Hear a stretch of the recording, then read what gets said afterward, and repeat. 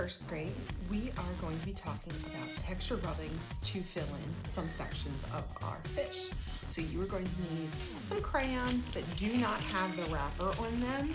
You can use whatever colors you want. Broken ones are perfect because they're already broken and the chances are they already have the wrappers off of them. You are also going to need to go on a texture hunt for things that you can put under your paper and rub. Things that are harder and bumpy work better than things that are soft and fluffy. So try to find those harder textures. I'm going to show you in these larger spaces where I can put some cool textures. So for something like a Lego block, I can lay that down under my paper. I'm going to feel where that texture is, and I'm going to use more of the side of the crayon to rub. As I rub, it makes a copy of that Lego block, but it only does it in a small part. I have more sections to fill, so I'm going to have to move the Lego block to a different part of that section and do the same thing. So that texture is going to get printed or copied in this fin of my fish. And you're going to keep doing that. When you get close to a black line, you're going to have to go a little bit slower. So notice I'm not moving my crayon as much. I'm wiggling it a little bit softer. And it fills that texture in the main section of my fish.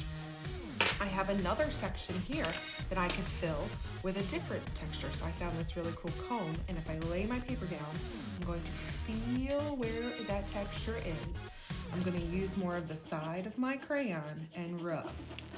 If I accidentally get too close to the edge and go over my cardboard paint a little bit, it's not the end of the world. And when I want to do the other fin, I just reposition the cone. And again, using that side and using my muscles to press as hard as I can to print that texture in that section.